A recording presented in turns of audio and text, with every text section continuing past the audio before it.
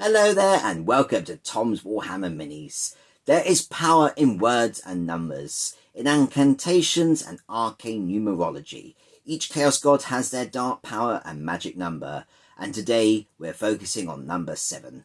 Scribbus Wretch is the Tallyman, a true devotee to Nurgle, and he preaches the blessings of the mighty grandfather. As a character model, on first glances, he looks quite a straightforward model to paint, but he packs a ton of incredible detail and a lot of different colours. In this tutorial, I'll be showing you how to paint Scribbus Wretch using a contrast painting method, taking you to an incredible looking battle ready stage and an even mightier and impressive, fully highlighted, parade level ready model. With the blessings of Grandfather Nurgle given, it's time to crack on with our model. So grab your paints and brushes, focus on the number 7, and let's get hobbying. And let's begin with our Tallyman, the calligraphy expert Scribbus Wretch. And to begin with, just a couple of notes. He is primed in white scar. I want that bright, vivid finish. I've also taken time, because I am quite used to painting like this, where I've done the base already, that texture paint, and that is Sterling Mud. But to begin with, our first colour is Black Templar. We want to do those little details first, because then we're sort of marking them out, and we can just move around them as we paint the rest of the model. Now, areas of interest are going to be the soft seals of the armour, and there isn't actually much to actually view. You've got none really on the front. It's on the back here, and I know they are painted in silver, but actually the black's going to stand out much more for what I'm going to be doing today. So I've done these little bits here on the back of his legs. You have got just beneath the arm between his legs in the groin area, and a little bit at the back, just below, or right behind the backpack. You've then got these cabling. I always recommend Black Templar for these, because that will settle into the recesses nicely. We can add Nuln Oil at today's stage, which I'm going to be doing. It will give a real dark recess shade, but give that brighter highlight on the outside. You've then got these little ropes on the edge of the backpack here, which are holding the skull and bone. You've also got this little cabling, this little flesh one, and on the box art it is painted black. It just ends up here where it becomes metal piping, so I've painted that in Black Templar too. There are no soft armour joints that you can visibly see in the hands, and in the shoulders here it becomes all bronze metallic, so we haven't got to worry about that. And you've got these little pipes that are on the end of the backpack. So start with that and paint them in Black Templar. Now, when miniature painting, it's always important to consider the process of applying colours. There are some colours you want to apply earlier because they're going to be harder to reach to and you don't want to then make mistakes, as well as applying colours later on because it's just easier that way to do. And the same applies for contrast painting, because you're going to be really essentially painting from light to dark rather than dark to light, which is the traditional painting method. Now, normally with Space Marines, once I've done that soft seal, I go straight to the armour. For this one, for Scribbus, I would recommend painting this purple cloak next, because it's a strong colour, especially contrast painting, where you don't want to catch those details and mess up our armour. Because if we catch them accidentally now, we can correct them in white scar. So the colour I've used here is Sigvuld Burgundy. It absolutely matches the box art almost perfectly. So again, take your time, try and be neat, because practicing being neat is always a good skill to have. But should you catch the face, should you catch the armour, we can correct it with white scar. And also check if you catch the armour trim, because if you catch the armour trim, we don't need to bother painting it in white scar, because we're going to be doing metallic details later on. So it's just something to consider. So the purple here, you've got the front of the cloak, you've got the main hood, just got a bit of the inside of the hood, and you've got the back of the cloak here as well. Take your time, try to be neat, but like I said, we can always correct a white scar if it goes wrong. Next up, we're creating a classic Tom's Warhammer Minis Death Guard armour mix. The colours I'm using here is Militarum Green, Gutrippa Flesh, and Lahmium Medium. And the ratio we're looking for here is 2 parts Militarum Green, 2 parts Gutrippa Flesh, 1 part Lahmium Medium.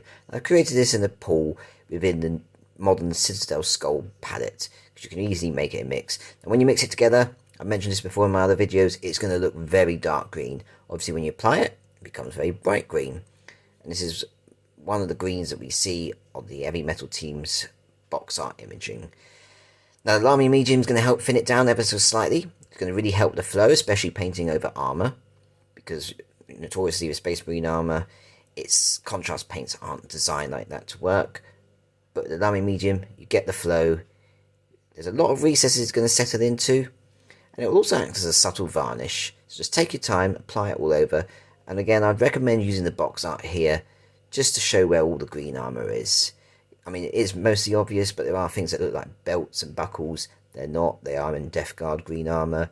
So again, just use that box art to help you. And once that's done, we can move on to the next stage. While I'm waiting for that green armour to dry, because that's what I want to shade next, I'm focusing on all the bone coloured details. The paint I'm using here is Skeleton Horde. Now, something that I've noticed while painting this, there is a lot of details that we need to cover in this. And every time I put the brush down and cleaned it, thinking, right, I'll find something else. So I really recommend using the box art here. I'm going to do a few 360s just to really showcase it. So starting the front, you've got all of the purity seals. Not very pure, it's Nurgle, but you know what I mean. You've got the parchment paper that he's writing on. You've got this little ink well, which is actually a skull. You've got the nib that he's using to write in. Again, more parchment, more purity seals. You've got bone here. You've got a bone under here. You've got bones on the back. Coming around here, you've got the Nurgling holding all the scrolls, which goes down the side, around the back. You've got the books, the paper in between. You've got the book here. So just really take your time because there is a lot here. And once that's done, hopefully the green armour for you, like it is for me, will be dry and we can shade that next. Next up, we're shading that green armour, giving that real nurgly, sickly green vibe that we see on the box art. And the colour I'm using here is Athonian Camoshade. Now this model, because there's a lot of recesses that are part of it, with all these symbols, I haven't actually thinned the paint down. Now you can absolutely thin it down, just drop a Lahmium Medium, that's what I normally tend to do. But because we've got all the recesses here, I just want to help it settle in just naturally, rather than it being too runny. So I've applied it neat from the pot. Just take your time, take section by section, start at the top, always work your way down, because gravity is going to pull that paint down. You don't want it to pull too heavily in the recesses. And once that's done, let it dry and we can move on to the next stage. Next up, we're setting up the face colour that I'm going to be doing. He's got a very odd skin tone. So to begin with, I'm going rather bright, but we're going to be tinting it later. And the colour I've used is Briar Queen Chill. It's not thinned down, just apply it neat from the pot. Just a small amount on your brush, don't overload it. While that's drying, we can focus on the straps. And there are various straps to do here. You've got straps that go round the bindings of the book. And you've got round the holster of his plasma pistol. The colour I've used here is Soulblight Grey. It's not too intense, it's a nice light grey, it's going to settle into the recesses quite nicely. And the reason I've gone for this colour, it's very bright, it's a very light colour. When you've got a real dark vivid orange, real dark black, real dark silvers, real dark bronze, it's going to stand out really nicely in that contrasting style. And we're going to turn to that little Nurgling. And the base coat colour I'm using here is Reikland Fleshshade. Once again, not thinned down, just start at the top, paint straight down, both sides, give a nice even covering, and it matches the box art perfectly. Next up, let's focus on the plasma pistol. And for that energy glow, we're keeping it nice and simple for Death Guard in that orange colour scheme. And we're using Gryph Hound Orange. Not thinned down, just apply it straight on. Then, turning it around, on the board which he's writing on, all of that wooden detail I've base coated in wildwood. Once again, as we near the green armour and as we near the paper, you just want to be careful and neat. Use a small layer brush, get the paint in the details without catching the edges. Then let's focus on the actual Nurgling, and I've shaded him a little bit further, this time with Berserker Bloodshade, and I've done a little bit extra to it. It's not thinned down, I've applied it straight on, all over. As soon as I've applied it, wash your brush, and while it's damp, over these flat areas like the belly, the joints, the muscles, around the back, I've feathered out that Berserker Bloodshade, reducing it back slightly to Reikland Fleshshade, but leaving the Berserker Bloodshade mainly in the recesses. And then finally, let's focus on the face. And the colour I'm using here is Nuln Oil. Now the Briar Queen Chill is a very bright, vivid, sort of sea turquoisey bluish face look colour. It's not quite right. The Nuln Oil is going to shift it and create this very gruesome looking, almost ghostly, ethereal looking face. So that's what we've done there. And while I had it to hand, the Nuln Oil, I've painted it over all the Black Templar details. Doesn't really shift it that much, but it's going to settle into the recesses, especially in the coils like this, and just darken them a bit further, leaving that natural highlight more vivid.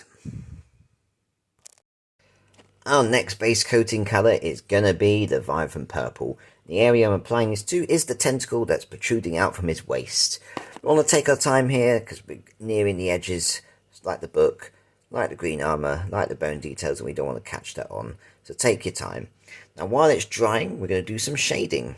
The first colour I'm using is Carroburg Crimson. And I've applied this over all of our Sigvuld Burgundy details. Just darkens them slightly, but still keeps that richness there. So again, just to remind you, that's the hood and the robe at the front, which you can also see at the back there. Now while that's drying, we're moving on to the plasma weapon. We're not really enhancing it here like that, but we're taking Fuegan Orange to shade it over. It's going to more settle into the recesses, creating that darker look, which will help us to create the glow effect when we highlight. Then, while that's drying, we're going to take Mortarian Grime. This is a really cool paint. It's not very strong. It's got that sort of streaky green that's not going to really blend into the green armour. And I've applied this over all of our skeleton horde details. As you can see, it darkens them, it dirties them, but it hasn't got the intensity that something like Agrax Earthshade would do. So just, again, apply it all over. Don't let it pull too heavily and just get this dirty look. I've also applied it to the wood. It's not really going to shift it like that, but it just acts like a little varnish, especially when edges like this can start to chip away. And I've also applied the Militarum Grime just into the left-hand corner, as we see it here, of his face. It's got a few pussy spots on the inside, and it just tints the colour that we've done to a slightly dirtier, greener look. Now, while that's drying, he has got in his face this little cable. It comes out from his nostril, going down this way. And the colour that I've used here to match the box art is Striking Scorpion Green. Just apply a small amount to your brush. You kind of want to turn your model this way. Just very carefully get the brush in. Doesn't matter if you catch the armour trim here, because we're going to be base coating that in metallics later. Now by this point, hopefully the purple tentacle arm will be dry. And once it is, I've shaded it with Druchii Violet. It's just going to enrich that purple a little bit more to get this vividness that you can see on the camera. And once that's done, we can move on to our next set of colours. And next up, we're focusing on the books and a couple of other details. So to begin with, the colour I'm using is Garagax Sewer, and we've got two books to apply this on. We've got the top book that you're standing on here at the base. Turning around, you've got the book at the back. Now with this one, we haven't got to worry about the straps here because they are going to be in metallic details. The straps here, obviously, we want to try and not catch them. I've caught it slightly and I've just washed the brush off. It's giving it a slightly dirty look, which I can live with. But try and avoid them as best as you can. But it's just the top book there. Now, while you've got the Garagax Sewer to hand, put a small amount on your brush, and we are going to the little inkwell here. Now, I've applied the Garagax Sewer. It doesn't really look it, but I've applied it here. Done the tip there. Work my way up. Quickly wash your brush. And while it's damp, not completely wet, but damp, I feathered out that Garagax Sewer into the main skeleton horde bone. Just gives it a slightly darker tint. Now for our second book that he's standing on, the one on the base, it's a different colour, different shade of brown, and the colour I've used here is Gore Grunter Fur, which matches the box art. Now with those details done, we're going back to Black Templar, and I've got two areas that I'm applying this on. Firstly, we've got the gun casing here. Again, I'd use the box art for reference, but just to show you, you've got the main section here, you've got between the ropes here, you've got the little back section there. Obviously, as you turn it around, you can get it in there. Now I've got the Black Templar to hand, you've got the inkwell. Now I've applied it right in the centre, and then with the tiniest amount of your brush, I've just drawn some very small lines just to show it's dripping down. The Black Templar, being a very thin black, is perfect for this because it starts to fade out. You could just, it's not as strong and intense as Black Legion. It just works well for the effect that we're achieving here. And once we've done that, we can move on to the metallic details. Next up, it's time to base coat our metallic details. And the first colour that I like to use for the Death Guard is that bronze colour, Balthazar Gold. Now, I'll use again the box art. There's not too much armour trim, but take your time, apply it all over. Now, what I've also done with this paint is all the rivets on the green armour. So again, this is the green armour. This is not the rivets that you find on the Purity Seal parchment papers. We're doing them in a different colour, but all the green armour, all the way around, so on the backpack as well, all up here on the insides, around here, that's done in Balthasar Gold too. It does take a lot of time, just be patient. Now for all of our silver details, again using the box art as reference, I've base coated them in Iron Warriors. It's a nice dark paint and it will look really vivid and bright when we do the highlighting later. Now a little tip here for the abacus, I painted the entire thing in the Iron Warriors. It saves time rather than just individually neatly picking out each of the bars. Just paint it all over because we're going to do the skulls separately. Now with the Iron Warriors, that's where the rivets apply for all the parchment paper. So you can see here, I picked them out in the Iron Warriors. But for those skulls, once the Iron Warriors is dry, I've just base coated them in Retribute armour. That's on both sides. Once that's done, we can shade our metallic details. Next up, it's time to shade all of our metallic details. And I'm using just one colour here because I want it to be grungy to really give that Nurgle effect. And the colour I'm using here is Agrak Surfshade. So all the bronze, all the silver, all those gold skulls have all been shaded with Agrak Surfshade. And with that done, once it's dry, our model is officially at what I would call battle ready.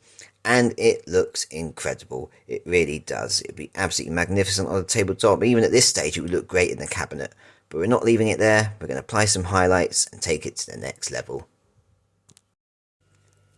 Our first set of highlights is going to finish off the green armour nicely. And the colour I'm using here is Ironrack Skin. It's a really bright highlight. You could go bright if you wanted to with Deepkin Flesh, but I find I want it to be nice and subtle. So take your time. We're doing edge highlighting here all around the green armour. Now once it's done, we're just going to make it a little bit grimier and grungier. And the colour I like to use here is Nazdreg Yellow. We're literally applying a small amount to the tip of the brush, and we're just doing little streaks of it. So take the rivets for example, and you're just doing, like gravity would do, just streaks of grime and dirt that are going down and down. This paint is literally as much or as little as you want if you want to do that. In the sense, with all the little recessed details of all these markings we have, we technically don't need to do it because there's a lot of detail there already. It's a pure choice, but I like to do it to be consistent with the rest of my Death Guard army. Next up, I'm focusing on the little Nurgling. We've got a couple of extra highlights and colours here. So once again, I've taken Nazdreg Yellow, and on the inside of the eye, I've painted it there, which gives the actual eye colour that we want. And I've also painted it over the pussy spots to give it that sickly feel. Now while that's drying, we're going to focus on the Sigvuld Burgundy details. And the colour that I use to highlight here is Pink Horror. Just simple edge highlighting. Then, for all of our skeleton horde details, so the parchment paper, the bones, I've highlighted with Screaming Skull. For our next highlight, I've taken Pallid Witch Flesh. Now I've used this to highlight the Nurgling's body, to dot highlight all the spots and pus spoils. I've used this to highlight the Soulblight Grey bindings and ropes that we did as well. And finally, I've applied a few highlights, many spot highlights, to the actual face of Mr. Scribbus Wretch himself. Then, finally, inside, just a little dot of white scar on the eyes. As you can imagine, like I normally do, I take an even smaller dot of Abaddon Black. I've dotted the eye. It's a bit hard to get to the little eye, it is sort of closed, but the eye, which we're seeing on the left here, you can absolutely dot. Now while we've got the Abaddon Black, I've done very small, tiny bits on the edge of the paintbrush just to do these little dashes of lines to show that he is definitely the Tallyman. Now it's up to you what you do for the paper. Obviously the heavy metal team have done a lot of writing and it's pretty hard to actually get in there. It's something that you have to really consider doing separately, you know, like a separate sub-assembly. However, I thought why not go to number 7. Perfect for Nurgle. And once that's done, we're going to move on to the next stage of highlights. Next up for our highlights, let's focus on all of our black Templar details that we've painted. And the colour that I'm using here is Dawnstone. So it is, again, simple edge highlighting. So things like the cables, things like the piping at the front here, you've got the little ropes. But the areas I haven't done, so I'm not doing the soft armour panelling and I'm not doing the black Templar. Because I shaded the Nuln Oil earlier, you've got that dark recess shade, but you've got that natural highlight that's already in place. And I don't really want to end up messing it when it's naturally there and it's quite visible. So take your time, do those. Our next colour is going to be Slaanesh Grey, and we're using this to do edge highlighting on that tentacle. You've got little areas where it sort of curves around, bends up, so just take your time, spot the highlights and apply it there. Then we're taking Deathclaw Brown, and we're doing this over the books. So all the edge highlighting, just little simple ones around the books. Keep it nice and simple. Now for the actual wooden board that he's holding, I've just done an edge highlight of Carrick Stone. I've not gone and done all the little wooden lines, it's just the outer edges that you see light hitting the most. Next up, we're focusing our attention on the plasma coils. We want them to be really nice and bright. Well, I certainly do. It's the way I like to paint. I like vivid, bold colours. So on the coils themselves, I've highlighted very carefully with Lugganath Orange. Now, essentially, I've done this side that you can see where light hits. I've gone round just ever so slightly. I haven't worried about this area. You can see the orange, and I've got that in place with the colour that we did with the Gryph Hound Orange. But you can't really get a brush in. I mean, you could, but you end up messing the other details. And as you can't see it, there's no point worrying. So apply that highlight. And now we're going to focus on the inkwell. We've got one of two choices here. You could absolutely put a bit of gloss varnish in to make it shiny. We want to show that it's wet with live ink, because obviously he's writing his bits on his pad. Now the colour that I've actually used, rather than gloss varnish, is the air paint from Citadel Death Shroud Clear. Essentially, it was that classic Nuln Oil gloss. It's the exact same kind of principle. So I've just applied a small amount in there. Now, being an air paint, it does take a bit longer than a normal paint to dry. So try not to knock it, because it can become quite sticky and quite tacky, and we don't want to ruin our details. Now, on that same note, we could absolutely gloss varnish the plasma coils, give them a shine. But I kind of want to enrich them further in the exact same way that I did with the inkwell. So again, I'm using an air paint. This is Citadel's very own Pyroclast Orange Clear. All like both of them, they're not airbrushed, they are painted with a paintbrush. Just apply a small amount into the area of the orange, and it will end up being a nice glossy finish and just that slightly stronger recess shade. Next up, it's time to highlight all of our metallic details. So let's start with the gold. Nice and simple, we're going Liberator Gold. And it's just going to be for the golden skulls on the abacus, as well as the two little ones that are on the plasma pistol. Now the easiest way to highlight them, I've just simply focused on where light hits the most, and that's the top of the skulls. So just apply a little sort of spot highlight, a bit of a chunky spot highlight on top of each skull head. That's the same on both sides. Then for all of our silver details, that traditional edge highlighting with Ironbreaker. I've really taken my time here, especially on the piping and cabling, just to really get a nice neat look. And then finally, for all of our Balthazar Gold bronze detailing, I've highlighted with Sycorax Bronze. And then next up, we're going to add some verdigris effects. And finally, we're adding some final effects to our armour. Let's start with the bronze, and we're doing a little verdigris look. Now, we could just go straight to Nylak Oxide, but if you've seen my other Death Guard tutorials, I've explained about how this awesome paint of Nylak Oxide, it can be quite unruly. Apply too much, it quickly stains and tarnishes the model far too much. It's quite a strong, powerful paint. And there's no real way to thin it, except there is if you know how. So we're going to turn it into a contrasting paint. So take 1 part Nylak Oxide and 2 parts Briar Queen Chill into a palette. Mix it together and you'll have a lot of control, and just apply a small amount on the brush. You'll find it doesn't stain and doesn't tarnish. It will just pull where you put it, and you've got control of moving it about. So say you put it there, and you don't want it there, because it's now a contrast paint technically, you could just move it around and it will go where you want it to. Settle it into the recesses as much or as little as you want. I've done this across all the bronze details. Really aim for the rivets, that's the best place to put it. Next up, you've got this little light that's just here. The colour I've used is Blood Angel's Red over a bright silver. Once it's dried, varnish it with hard coat for that shiny effect. And finally, we want a tiny bit of rust. Not too much. Again, I don't want to spoil the armour too much, but I've taken Troll Slayer Orange. Now I've put a drop of this into a palette, and I thinned it heavily down with Lahmium Medium. There's no real ratio here. You're looking at it to be the consistency of milk, where it's really runny and flowy. And I've just applied small amounts just to tint the silver details. Just small amounts, just make it random. There's no real method. Just apply as little or as hardly as much at all as you want it to be. With that done, our model is officially finished. All we got to do is the basing, and we'll be back in a bit. And lastly, we're focusing on the base to finish off our model. And to begin with, I've taken Carrick Stone, and this is really if you've done the Stir and Mud like I've done. I've just dry brushed it very neatly all over, but just avoiding the characters, obviously, because I don't want to spoil those details. And then finally, it's Nurgle. We couldn't add an appropriate bit of Nurgle's rot. I haven't gone crazy, just a few little blobs here and there along the soil, just to show how disgusting Nurgle is. And with that, I'm just going to add a few tufts, and then the model is complete.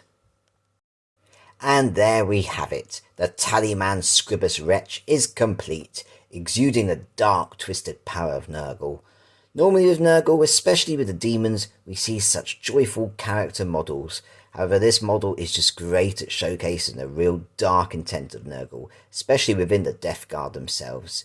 Now, it's relatively a very straightforward model in that sense when you look at it, but as I got started, there is a really good painting challenge here, because there's so many hidden extras, as well as many opportunities to truly make this model your own. He was an absolute joy to paint and showcase to all of you. Now, if this video has helped and inspired, then please consider doing something incredible by supporting this channel as well as me. Because supporting me means truly that I get to support you, the amazing Warhammer community. So please do click that like and subscribe button. And share the video too, so you can help others in painting their Death Guard miniatures as well as many other things. Every bit of support is valued, and I cannot thank you all enough. So until the next video, look after yourselves and happy hobbying.